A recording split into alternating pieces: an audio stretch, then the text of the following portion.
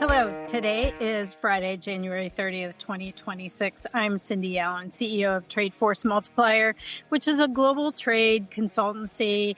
We handle high-level strategy matters, anywhere from how to determine the proper classification to how to structure your international trade strategy to make sure that you are meeting the compliance deadlines and requirements that we have today. Welcome to Simply Trade, Cindy's version, where I base an international trade update on a Taylor Swift song, brought to you in association with Global Training Center. Today's song is Exile, and I'll get into that in a moment. But first, what's happened this week in international trade? This has been a really, really busy week, probably one of the busiest weeks we've seen. In the past few days, the administration has announced tariffs on countries that sell oil or buy oil from Cuba. This was signed on the 29th. It's supposed to be effective today. We have no details yet. We don't know what percentage. We don't know what countries.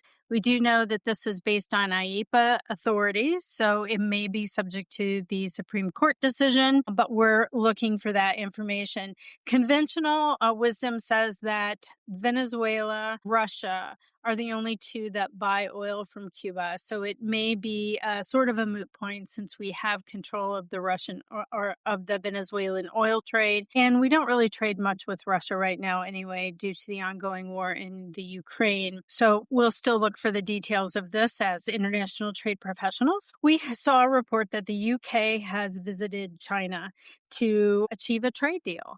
And this follows Canada actually signing a deal with China. So we are seeing that overall countries are starting to go directly to China around the US and developing trade deals for the betterment of their own economies and for the benefit of the companies that are doing business in the UK. We did see that Trump did threaten to assess 100% tariffs on goods from Canada as a result of the China deal, but that seems to have been muted a bit and walked back based on conversations that Trump has had with the Prime Minister of Canada. So that seems to be settling down at the moment. However, that hasn't completely gone away. There is a new threat today on Canada that the administration has said that they will assess tariffs and decertify Canadian-made jets until the Gulfstream jets are certified in Canada. So there are hundreds of flights that are operated today in the U.S. with U.S.-made jets. So it would hurt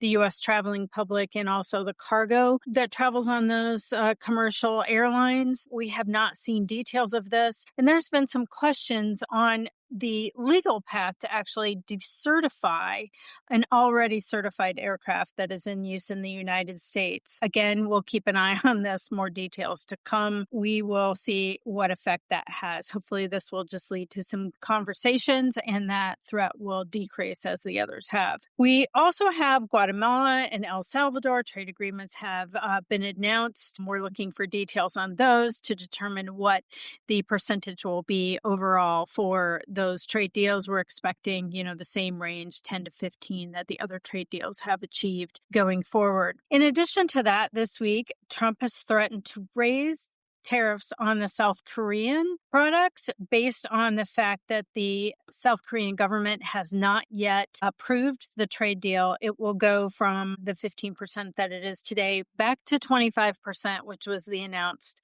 amount in August.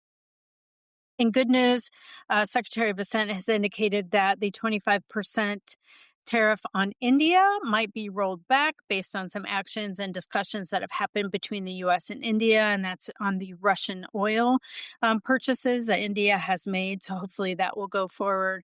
Again, no details on that, just news reports moving forward that that's in progress. We have another legal case to watch. I spoke the last couple of weeks about the issue of determining valuation for steel and aluminum and now copper derivatives that are an input into a finished article coming into the United States. The value at question has been announced by CBP, by the center, in an informal manner to say that it is all inclusive. So all in costs for manufacturing, for the labor costs, other costs that are usually attributed to the whole article, that the steel and aluminum aluminum companies need to, or these importers that have steel and aluminum components need to include that in the value of the steel and or aluminum or copper that is subject to the 232 tariffs. There has been a legal challenge now filed in the Court of International Trade, and that's based on the denial of a protest that happened by a specific company. And the lawsuit centers around the fact that the 232 declaration indicates that only the actual cost of the steel or aluminum need to be included in the 232 duties and not an all-in cost. So this may have a huge impact on those who are subject to that steel and aluminum derivative cost and take it back, hopefully, if this lawsuit is successful, to just the cost of the steel and aluminum, which is hard enough to come by as on its own, let alone adding all those calculated entries in. There have been some differing legal opinions on whether, if you are paying steel and aluminum derivatives, that you should file a protest on your entries to preserve the right if that case is found to be settled for the importer. So speak again with your legal counsel, get their advice on what your best path is, knowing your particular situation. So reach out to those lawyers again. Refunds, electronic refunds are set to go into effect in a week on the 6th. So that's good news, I think. There have been some hiccups getting the right parties filed in ACE. So if you have not yet done that and you are an importer, speak with your broker on the 4811 and how that's filed and represented in your ACE portal. If you're a broker, you should be working with your importers and also ensuring that your own 4811 is on file to ensure that you can get those electronic refunds back. No word on if you don't have that and there's a refund, what happens to that? That's always my question. Hopefully that won't happen. Do your due diligence and get that information out. The EU Trade Commission continues to say that the deal is still on hold with the U.S. And this is based on the recent activities and announcements by several forums by the United States. The EU feels that they need to pause and look at the deal a little more closely before they put this through their legislature and approve this for the EU overall. We don't know what that's going to mean in terms of tariffs. Will Trump, like the South Korean deal, go back to a higher tariff rate for the EU and set aside that 15%? We aren't sure where this is going, but something else to watch. Two things going on the Hill today. One is there is an express courier bill that's been announced for goods that are 600 under. There is a proposal that express couriers or those operating an express courier facility will have a simplified process to declare those goods. And really, this is to establish a parity with the U.S. Postal Service, where they have a flat rate or a flat rate based on the IEPA duties moving forward, instead of having to determine the classifications and pay the stacking tariffs, both the regular tariff, IEPA, and any 232 tariffs. It's not likely to advance in the short term, but I think it's noteworthy to determine that and look at it. If you are someone who is using an express courier, you may want to take a look at that. If you're someone who's competing with an express courier, you also may want to take a look at that and work within your trade associations to move that legislation forward in a manner that may benefit you and your company. And lastly, the Hill, DHS and CBP as part of DHS funding isn't yet secured. We may be going into a shutdown over the weekend. The funding runs out on the 1st of February. People are indicating that if we do go on a shutdown, it could be a week or more. One of the reasons is that if a deal isn't struck today, and it is the afternoon of January 30th, as I'm recording this, we don't have a deal yet. It could be that if a continuing resolution which funds these agencies at the level that they are currently funded could move forward in the Senate. If that is not agreed to, then what happens is both the House and the Senate have to approve a budget bill moving forward. The House is out, So it's unlikely that the House representatives could get back to DC in time to vote on this bill on Sunday to avert a shutdown. So it's looking more and more likely that a shutdown is going to occur. This is basically a discussion about the funding for Immigration and Customs Enforcement, or ICE, based on some of the activities that have been going on in the United States. And that continues to be a very partisan issue and impacting overall DHS funding. If there is a shutdown, as we've seen before, most of CBP will be on the job.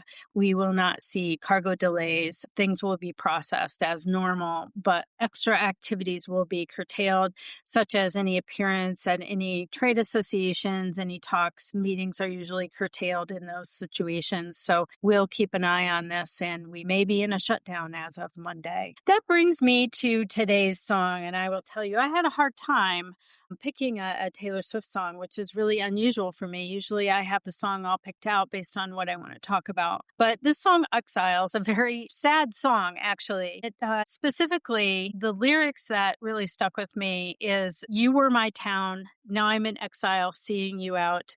I think I've seen this film before." And really based on all the actions we've seen over the past week and really over the past 12 months, it seems more and more like the U.S. is going to be in exile. It seems like trade partners are establishing trade agreements around the United States. And although the U.S. economy and as a market is very desirable for a lot of countries and a lot of companies that trade here, there has been a wholesale effort. We saw this at the World Trade Organization, the World Customs Organization, and at Davos, that the world is starting to trade around us, and we are somewhat in a period of exile with those entities. In the song, Taylor and her featured artist on that, Bon Iver, really they go back and forth. And, he says, "I've never learned to read your mind. You never gave a warning sign." And Taylor says she gave so many signs. "I couldn't turn this thing around. You never tried to turn the thing around." So it's a discussion between two people of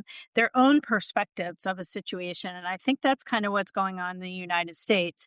The United States has one perspective, that we have been taken advantage of, that we need to reestablish manufacturing. We need to reestablish an investment in the United States and ensure that we have a capacity, especially when you're talking about critical things like security, issues that are important for defense, and making sure that we're competitive moving forward. And the rest of the world has seen this as really a wholesale removal of free trade practices and trade facilitation that has stabilized economies around the world and in fact stabilized security from that perspective. We saw the post-World War II really advance trade as a means to ensure peace and through economic security. And that had a really successful run, and this has turned it on its head. So I'm feeling a little bit like the United States is in exile.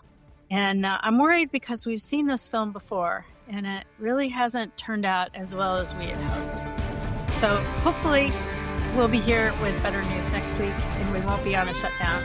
We'll talk to you then.